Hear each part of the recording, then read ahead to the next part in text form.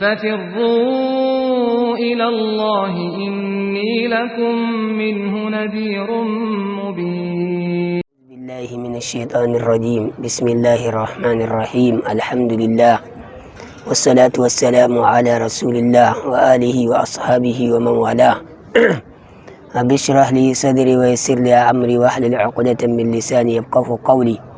أما بعد، يوم وانا مسلمي masu albarka, ina fara da mu sallama ta addinin musulunci. Assalamu alaikum wa rahmatullahi wa barakatuh.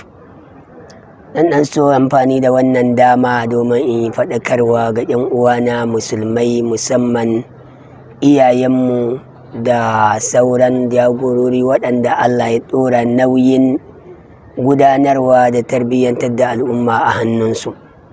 Manzon Allah sallallahu alaihi wa alihi wa sallama ya faɗa a cikin hadisi wanda yake ingantacce, ce kullukum ra'in wa kullu ra'in mas'ulun an ra'iyyati. Wato kowannenku, dukkaninku wato makiyaya ne, kuma kowannenku za a tambaye shi game da abin da yake kiwo. Sai annabi ya ce farrajulu ra'in fi ahlihi wa mas'ulun an ra'iyyati. Mutum magidanci mai kiwo ne a cikin iyalansa, kuma Allah zai tambaye shi game da abin da yake kiwo. Fal imamu ra'in wa mas'ulun an ra'iyyati. Shugaba sarki ne, gwamna ne a jiha, ciyama a karamar hukuma, shugaban ƙasa, mata kowane ne da Allah ya ba wani shugabanci ko da na mutum biyu ne, Allah subhanahu wa ta'ala zai masa hisabi, zai kuma tambaye shi akan wannan kiwon da jagorancin da aka ba shi, me yayi akan wannan abun na adalci ko akasin haka, na kula da kyautata abun da Allah subhanahu wa ta'ala ya ɗora a hannunsa. Kai bar ma wannan, a shari'ar musulunci ko dabba kake kiwo akwai haƙƙi na wannan dabban a kanka. Shi yasa malamai suka yi bayani, da mutum zai ɗaure dabba ya ƙi ciyar da ita, shari'a tana da damar ta tilasta masa dole ya dinga bata abinci, in ba haka ba kuma ya sayar da ita. In yaƙi, shari'a za ta siyar da ita, ta bashi kuɗin, ta ƙwace ta daga hannun shi ta shayar. Wannan yadda ke nuna maka yadda shari'ar musulunci yake kula da haƙƙi na duk wani abin da aka ce gashi na a ƙarƙashin ka. Manzon Allah sallallahu alaihi wasallam ya bamu labarin wata mata da ya ce ta shiga wuta saboda mene? Saboda mage da take kiwo. Ta ɗaure magen, ba ta abinci, ko ba ta sake ta je ta farauto abin da za ta ci ba. Wannan yana nuna muna ashe duk abin da Allah ya damƙa a hannunka, don ka kula da wannan abun, sai ka tozartar da wannan abun, ka wofintar da shi, to lallai Allah subhanahu wata'ala zai iya maka azaba akan wannan abin da kai. Mu aje wannan, yan uwa musulmi, dawo akan waccan gaba ta cikin hadisi da annabi sallallahu alaihi wasallam yake cewa farrajulu ra'in fi ahlihi wa mas'ulun an ra'iyatihi. Yau idan muka duba rayuwar mu zamu ga da yawa daga cikin mu mun wofintar da wannan haƙƙin. Iyalan mu, musamman da ƴaƴan mu, sai kaga mun ƙyale su, ba ma ɗaukan matakin da ya dace na kula da su. Hasali ma ko da kaga wani ma in yana kula da iyalin shi, za ga yana kula da su ne kawai kulawa ta abin da ya shafi al'amarin duniya. Zai kokari ya ba su abinci, zai kokari ya musu sutura, ya sa su makaranta mai tsada, ya dinga daukar su, ya musu wane ne, ya gina su. Amma tarbiyya ta addini, ta ruhi, sai ga da yawa an wofintar da ita. Mutum ne zai aje matarsa a cikin gida, kuma za ka ga yana kullum sai ya fita ya je ya nemo mata abinci, amma tana sallah ba ta yi, bai sani ba. Ina take zuwa? Me take yi bayan nan? Me a gidan shi? Me ake kallo a cikin gidan shi? Me ake aiwatarwa? Suwa yake shigowa gidan? Suwa yake mu'amala da ita? Suwa yake mu'amala da 'ya'yan shi? Wannan duka ba ruwan shi. Shi dai kawai yana ganin tunda har zai iya kawo musu shinkafa da taliya da manja da man gyaɗa da magi, wannan yana ganin ba matsala, kawai ya riga ya gama abin da yake a wuyansa. Hakanan ma za ga 'ya'yanmu da yawa, iyaye suna wofintar da 'ya'yansu, musamman game da abin da ya shafi tarbiyya. Za ga mutum ya shiki 'ya'yan shi kawai, wani ya yi ƙoƙari ne ya sa su a makaranta irin ta zamani, suna zuwa suna dawowa. Addinin su, suwaye abokansu, wanne abu suke yi, ɗakunan da suke kwana, me a ciki, suwaye suke shigowa, suwaye suke kaiwa da komowa tare da su, wannan bai sani ba. wasu ma za ga ƴaƴan sun fara ɗan tasowa, sun ɗan fara girma, sai ga uban kamar ma yana jin tsoron yaran, ba zai iya tsawata musu ba, ba zai iya ce musu komai ba.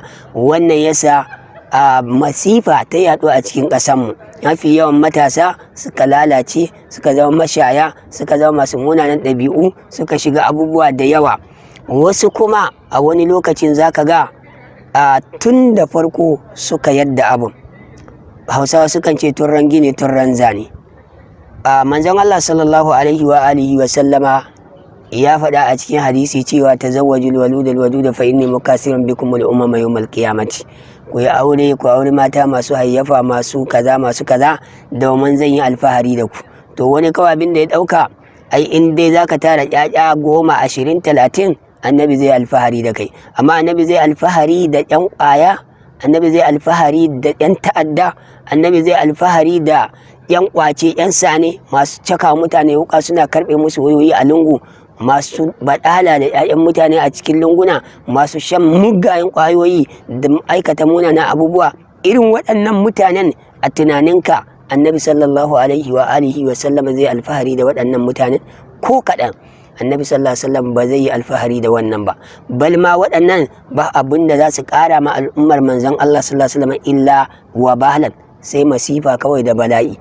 'Ya'yan da ake alfahari da su ne 'ya'yan da ake haifa a yi musu tarbiyya ingantacciya, su taso, wani ya zama malami, wani ya zama ɗan kasuwa, wani ya zama wani mai babban mukami, wani ya zama kaza, duka su taru su share ma al'umman musulmai hawaye, su kare musu matsalolin da suke faruwa. Wannan su ne 'ya'yan da manzon Allah sallallahu alaihi wasallam ya ce a haifa, kuma in haifa zai yi alfahari da su a ranar tashin kiyama. Amma ba irin waɗancan ba. Saboda haka ya zama wajibi akan iyayenmu lallai a tashi tsaye, a sake duba tarbiyyan al'ummanmu, musamman yanzu da abubuwa da yawa masu ɓata tarbiyya suka yaɗu. Idan ka ɗauka wa'annan wayoyi na social media da ake ta shiga, Facebook ne, WhatsApp ne, abubuwa da yawa, wasu abubuwan ma baka ma san sunansu ba, sai dai kawai ka ji labarin ana yi. Idan ka bibiye su kaga abubuwan da ake yi, sai kaga sai hankalinka ya tashi.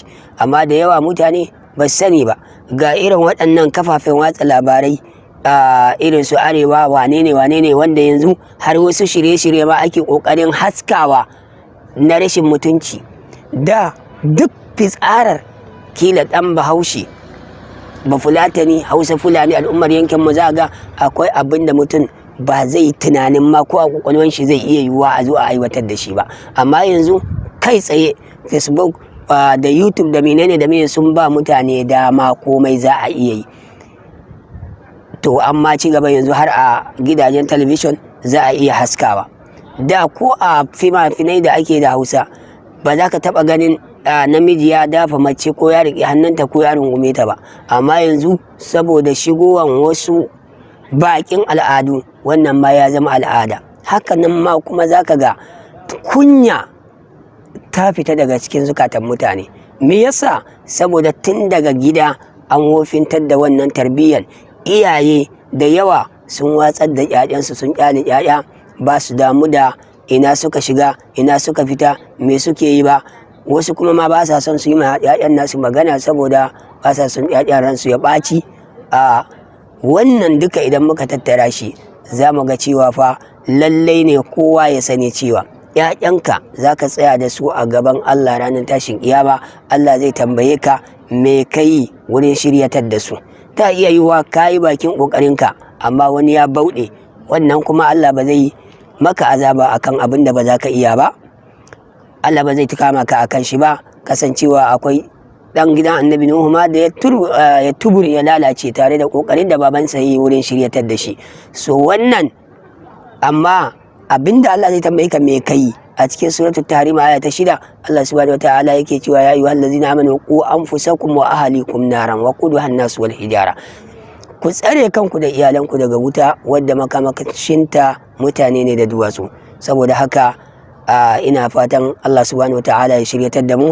Ya zama wajibi mu tashi tsaye, mu tarbiyantar da al'ummarmu, mu gyara halayenmu, mu kuma kyautata zamantakewar mu.